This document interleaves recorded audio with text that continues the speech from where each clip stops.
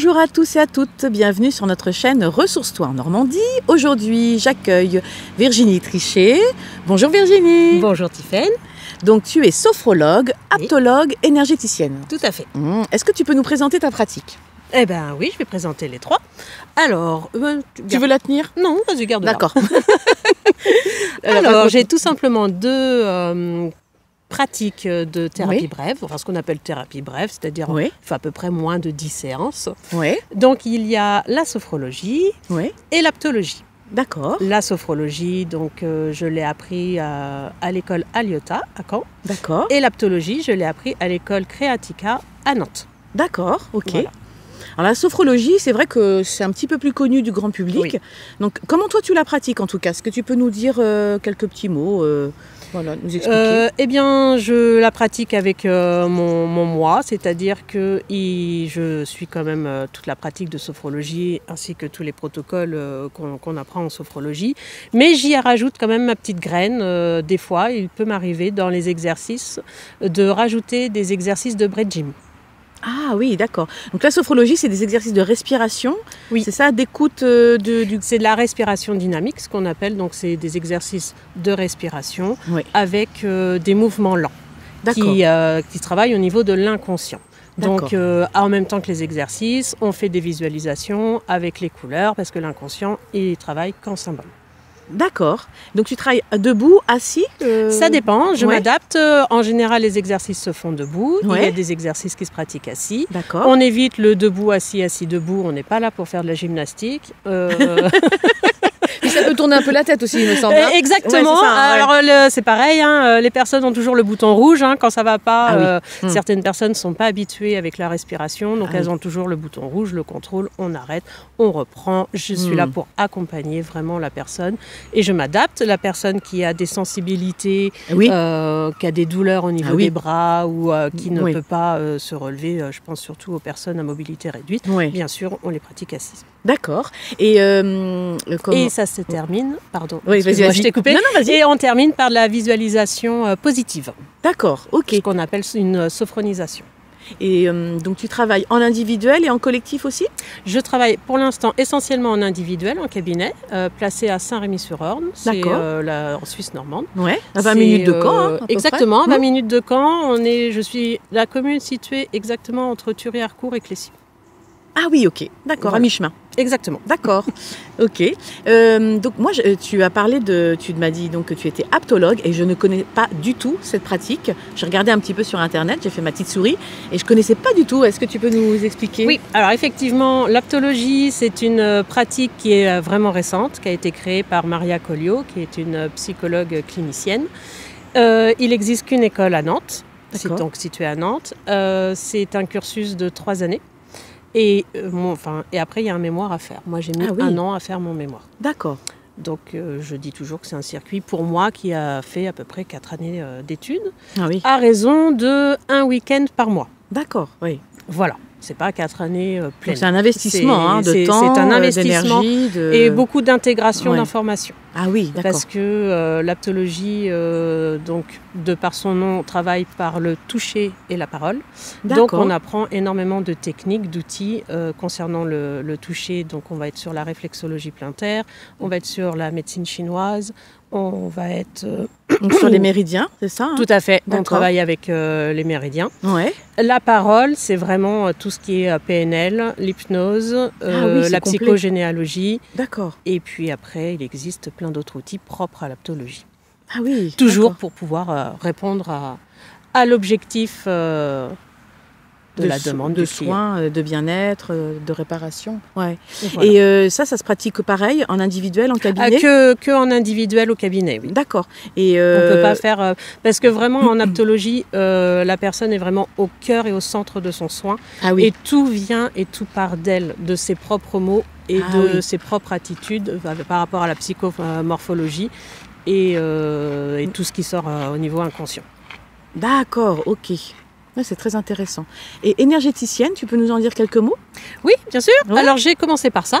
J'ai commencé par le Reiki. Je suis praticienne Reiki au 3e degré. D'accord. Et maintenant, j'appelle énergéticienne parce que je mêle un peu le tout et toutes mes connaissances. J'ai commencé en 2014 le Reiki.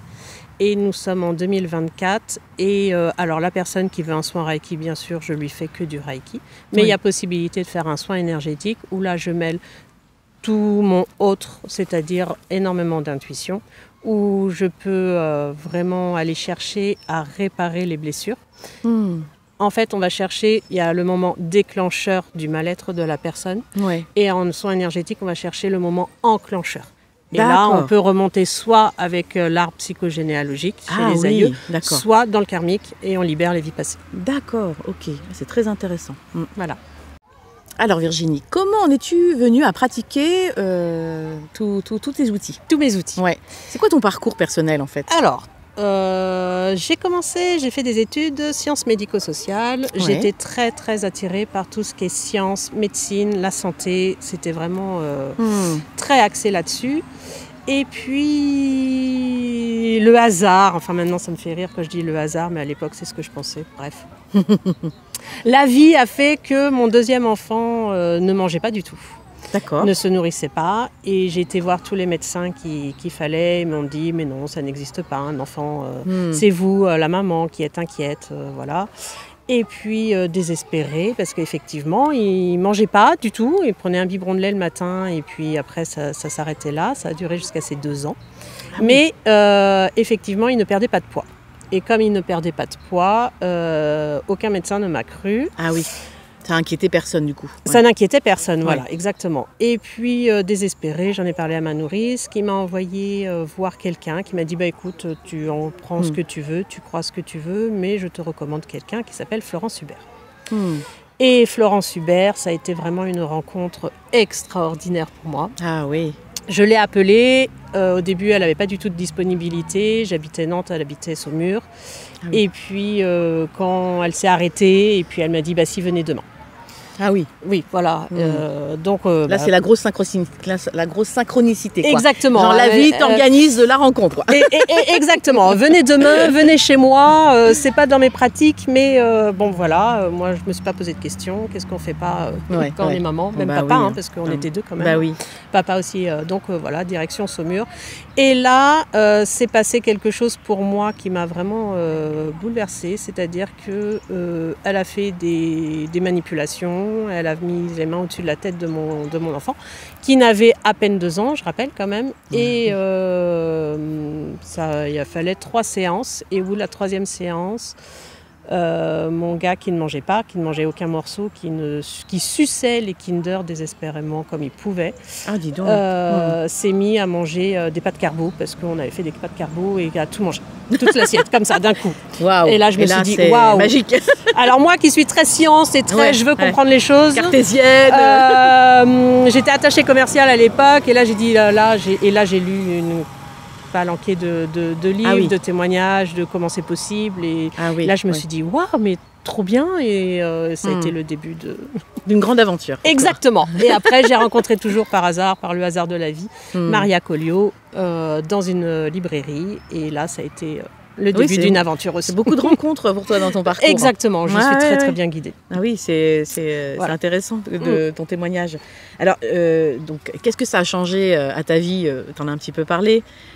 Cette découverte de toutes ces pratiques, c'est quoi qu'est-ce que ça a changé pour toi personnellement? J'ai fait plusieurs boulots où je me suis toujours éclatée dans tous les boulots que j'ai faits. Je les ai faits à fond, et j'en ai toujours trouvé beaucoup de réjouissance et de joie. Mais depuis que je pratique là vraiment en cabinet, j'ai vraiment l'impression d'être mon vrai moi. Ah oui, d'être à ta place et d'être là. Alors c'est pas forcément une question de place, parce que j'estime que, bon voilà, j'ai été attachée commerciale, j'ai été secrétaire médicale, j'ai été assistante maternelle, et je pense que j'ai toujours été à la place qu'il fallait, au moment où il fallait. Ah oui. Et là, j'ai pu prendre des expériences, des connaissances encore autres. Et là, je suis vraiment dans mon vrai moi, où j'ai pas besoin de m'adapter au mode sociétal. Ah oui, je vois ce que tu veux dire. Voilà. Et alors, tu disais tout à l'heure que tu avais lu une palanquée de livres. Ah là là, oui. Est-ce qu'il y en a un que tu aurais envie de partager avec les personnes qui nous écoutent aujourd'hui? Alors, un seul livre, c'est pas simple, parce que tous les livres sont bien. Il y a des livres, j'aime beaucoup les livres témoignages d'histoires vraies que je trouve vraiment inspirants. Mais il a fallu que j'en sélectionne un, donc j'ai sélectionné Le Miracle Spinoza de Frédéric Lenoir. Parce que je trouve formidable qu'à l'époque, je dirais pas de date parce que je veux pas dire de bêtises, mais ce monsieur Spinoza a tout compris de l'essence même de la vie. Et c'est ce qu'on appelait à l'époque religion, et c'est ce qu'on appelle à mon sens aujourd'hui développement personnel et psychologie. Ah oui. À travers, parce que pour lui il n'y avait pas de dogme, je dis pas que la religion est la psychologie. Actuellement, c'est pas ça. C'est qu'à l'époque, Spinoza, comme il l'entendait, c'est exactement ce qu'on retrouve dans les grands livres de tout le monde, en fait, que ceci bien occidental que oriental. Ah oui, d'accord. Les grands plans philosophiques. Ah oui. Je ne sais pas si c'est très clair, mais je vous encourage à lire, voilà, Le Miracle Spinoza que chacun fasse son idée, en tout cas. Exactement. Et même tous les livres de Frédéric Lenoir.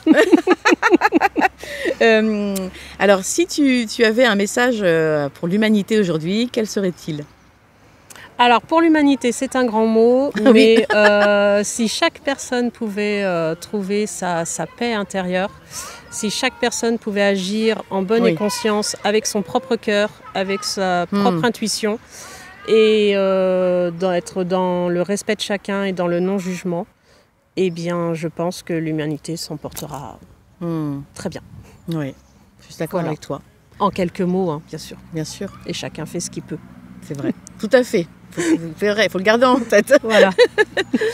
Merci Virginie. Merci à toi Tiffaine. Donc, alors vous avez bien vu qu'il y avait un petit peu d'activité autour de nous. Donc on est à la Colline aux Oiseaux à Caen. Voilà. Exactement. Un très beau cadre pour de belles interviews. Exactement. Je vous souhaite une très très belle journée. À très bientôt. N'hésitez pas à regarder la vidéo, à la partager, à la liker et abonnez-vous.